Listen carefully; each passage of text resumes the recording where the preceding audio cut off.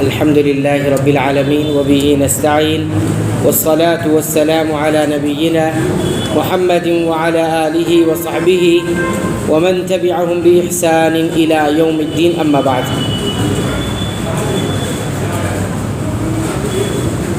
ابو ہریرہ رضی اللہ تعالیٰ عنہ بیان کرتے ہیں کہ اللہ کے رسول صلی اللہ علیہ وسلم کے پاس ایک نابینا شخص آیا اور اس نے کہا کہ اے اللہ کے رسول صلی اللہ علیہ وسلم، میرے پاس کوئی ایسا آدمی نہیں ہے کہ جو مجھے لے کر مسجد میں آ سکے، نماز کے لیے مجھے مسجد میں لا کر چھوڑ سکے یا لے کر آئے، ایسا کوئی میرے پاس نہیں ہے. اور وہ نابینا تھا. نابینا شخص کہہ رہا ہے میرے پاس کوئی ایسا نہیں ہے جو مجھے مسجد میں لے کر آئے. لہٰذا یہ بات کہہ کر وہ اللہ کے رسول صلی اللہ علیہ وسلم سے اپنے لیے رخصت مانگ رہے تھے. کیا میرے لیے گنجائش ہے کہ میں نماز گھر ہی میں ادا کر لوں، فیصلی فی بیتہ، کہ میں گھر میں ہی نماز ادا کر لوں، تو کیا یہ میرے لیے کچھ گنجائش ہے، کچھ رخصت ہے؟ فرماتے ہیں ابو ہریرہ رضی اللہ تعالیٰ عنہ کہ نبی کریم صلی اللہ علیہ وسلم نے ان کو رخصت دے دی. کہا کہ ٹھیک ہے، اگر آپ کے پاس کوئی ایسا شخص نہیں ہے تو آپ گھر میں نماز ادا کر لیں. پھر فرماتے ہیں کہ جب وہ آدمی، وہ نابینا شخص آپ صلی اللہ علیہ وسلم سے مڑ کر جانے لگا، پیٹھ پھیر لیا اور جانے لگا، تو آپ صلی اللہ علیہ وسلم نے اس کو دوبارہ بلایا، بولا ادھر آئیے. تو جب وہ شخص، وہ نابینا شخص نبی کریم صلی اللہ علیہ وسلم کے پاس آیا تو آپ نے فرمایا هل تسمع النداء بالصلاة، کیا تم نماز کے لیے جو اذان ہوتی ہے اس کی آواز سنتے ہو؟ اس نابینا شخص نے کہا ہاں سنتا تو ہوں. قالا، تو آپ صلی اللہ علیہ وسلم نے فرمایا فاجب، لہٰذا تمہارے لیے ضروری ہے کہ تم نماز میں آیا کرو. اس روایت کو امام مسلم رحمۃ اللہ علیہ نے اپنی صحیح میں نقل کیا ہے. حدیث کا نمبر ہے 653. اس حدیث سے پہلی بات ہمیں یہ معلوم ہوتی ہے کہ جماعت کے ساتھ صلاۃ یعنی نماز ادا کرنا واجب ہے. اور وہ اس طور پہ کیونکہ وہ نابینا شخص رخصت مانگنے کے لیے آ رہا ہے، اجازت مانگنے کے لیے آ رہا ہے، کیا میرے لیے کہیں کوئی گنجائش نکلتی ہے میں گھر میں نماز ادا کر لوں؟ تو رخصت جو مانگی جا رہی ہے، گنجائش جو مانگی جا رہی ہے، کس چیز پر؟ جو چیز ضروری ہوتی ہے اس پر، یا جو چیز ضروری نہیں ہوتی اس پر؟ بھائی جو چیز ضروری ہے ہی نہیں اس کے لیے آپ کیوں آ کے اجازت مانگ رہے اور رخصت مانگ رہے ہیں؟ بلکہ جو چیز ضروری ہوتی ہے اس کے لیے انسان رخصت مانگتا ہے کہ بھائی یہ ضروری ہے تو میں نہیں کروں تو چلے گا. یہ اس وقت بولتا ہے آدمی جب جو چیز ضروری ہوتی ہے. غیر ضروری چیز کے لیے آدمی تو بولتا نہیں. غیر ضروری چیز کے لیے کہ اگر ایسا میں نہیں کروں تو چل جائے گا. ایک چیز ضروری نہیں ہے آپ پر، آپ کریں چاہے نہ کرو، لیکن وہ رخصت لینے کے لیے آ رہا تو گویا ایک ایسی چیز ہے جو واجب ہے، لازم ہے. یعنی نماز، اسے یہ تصور تھا کہ نماز کے لیے جب اذان ہوتی ہے تو مسجد میں آ کر ہی ادا کرنا ہے. اور وہ آدمی کیسے کہہ رہا ہے؟ وہ یہ نہیں کہہ رہا ہے کہ میں نابینا ہوں، یہ نہیں کہہ رہا ہے. نبی کریم دیکھ رہے ہیں کہ نابینا ہے، وہ کہہ رہا ہے میرے پاس کوئی ایسا آدمی نہیں جو مجھے لے کر آئے. اب آج کا دور اور اس دور کو یاد کیجیے. وہ دور بالکل الگ ہے اس دور سے، ہے نا. روشنی کا انتظام اس وقت بہت مشکل سے تھا، گڈھے وغیرہ کا اور میدان ہوتے تھے، صحرا ہوتا تھا، جنگل ہوتا تھا، اور وحشی درندوں کا خطرہ ہوتا تھا. خاص طور پر رات کے وقت میں عشاء کی نماز ہو یا فجر کی نماز ہو اور مغرب کا وقت ہو. تو اس نے یہ کہا کہ میں نابینا ہوں، یہ نہیں کہا، لیکن نبی کریم دیکھ رہے ہیں. اور ایک بات یہ بھی ہے کہ وہ خود آنے سے خاصے عاجز بھی نہیں ہے، یعنی کمزور نہیں ہے. وہ حرکت کر سکتا ہے، چل سکتا ہے، سب کچھ کر سکتا ہے، لیکن وہ چونکہ مسئلہ کیا ہے، اس کے پاس آنکھ نہیں ہے. اور کوئی دوسرا شخص اس کے ساتھ رہے گا تو وہ اس کی آنکھ کا کام کرے گا، اس کو بتائے گا کہاں چلنا ہے، کہاں نہیں چلنا ہے، راستے میں کہاں خطرات ہے وہ بتائے گا. تو بہرحال اس حدیث سے ہمیں یہ معلوم ہوا کہ جب ایک نابینا شخص کو اس بات کی اجازت نہیں ملی کہ وہ گھر میں نماز ادا کرے، تو باقی وہ لوگ جن کے پاس کوئی عذر نہیں ہے، یعنی وہ اندھے نہیں ہیں یا کسی قسم کے کوئی ان کو مرض بیماری نہیں ہے یا کسی قسم کا کوئی خوف نہیں ہے، تو ان کو کیسے اجازت مل سکتی ہے؟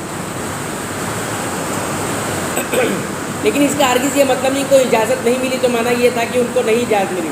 بلکہ ان کو یہ بتلایا گیا کہ آپ کوئی ایسا انتظام کر لو اور آؤ، انتظام کر لو اور آؤ، کیونکہ آپ کے پاس صرف آنکھ نہیں ہے، باقی چیزیں تو ہیں۔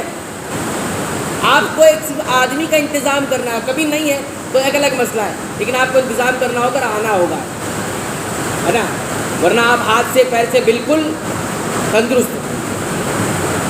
تیسری بات اس حدیث سے ہمیں یہ معلوم ہوتی ہے، اگر یہ ان لوگوں کے لیے جو فتویٰ دیتے ہیں، فتویٰ اولاً تو جاہل آدمی کو اور علم نہ رکھنے والے کو فتویٰ دینا نہیں چاہیے۔ جس کو علم نہیں ہے فتویٰ دیتے پھرے، کچھ لوگ کیا کرتے ہیں، عالم سے بات سنتے ہیں، فتویٰ اپنا دیتے ہیں۔ ہاں، بات عالم سے سنی ہے، کتاب و سنت کی دلیل بھی وہ دے رہا ہے، اور فتویٰ کون سا دے رہا ہے؟ خود اپنا فتویٰ دے رہے ہیں۔ ایسا نہیں ہوتا، ایسا کیسے نہیں ہوتا؟ ایک بات یہ، فتویٰ دینا نہیں چاہیے۔ فتویٰ سمجھتے، فتویٰ کی زبان، ایک کسی مسئلے کے بارے میں حکم لگا دے، بھائی ایسا تو ایسا، یہ حرام، یہ حلال، یہ جائز، یہ ناجائز، یہ کرنا، یہ نہیں کرنا، یہ فتویٰ نہیں۔ دوسری بات اس حدیث سے یہ معلوم ہوا کہ فتویٰ دینے میں جلد بازی نہیں کرنی چاہیے، جلد بازی نہیں کرنی چاہیے۔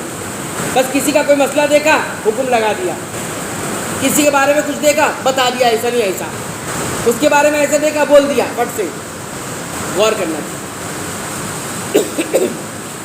نبی کریم صلی اللہ علیہ وسلم نے پہلے کیا کی؟ رخصت دی، ٹھیک ہے آپ نہیں آئیے، لیکن دوبارہ کیا ہوا؟ جلد بازی نہیں کی، تھوڑی دیر رکے رہے، جب وہ جانے لگا تو دوبارہ پوچھے، تفصیل پوچھی، اور کیا کیا ہے اس سلسلے میں؟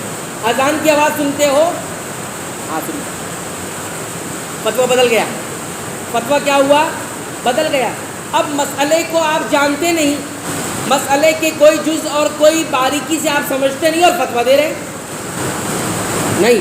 پہلے مسئلے کی باریکی کو سمجھیے، یہ میرے اور آپ کا اور دنیا کا معاملہ نہیں ہے، شریعت کا معاملہ ہے، قانون سازی کا معاملہ ہے، اور یہ آخرت کا معاملہ ہے، اس پر جنت اور جہنم کا معاملہ ہے۔ بغیر علم کے فتویٰ نہیں دینا، اور علم ہے بھی تو تفصیل جان کر فتویٰ دینا۔ اس نے کہا اذان سنتا ہوں۔ اچھا، اب کوئی یہ دماغ لگانے لگے کہ اگر اذان کی آواز نہیں سنتے تب تو جائز ہو جائے گا، اذان کی آواز اگر نہیں آتی ہے تو کیا ہو جائے گا؟ جائز ہو جائے گا۔ کیا صحیح ہے بات؟ نہیں۔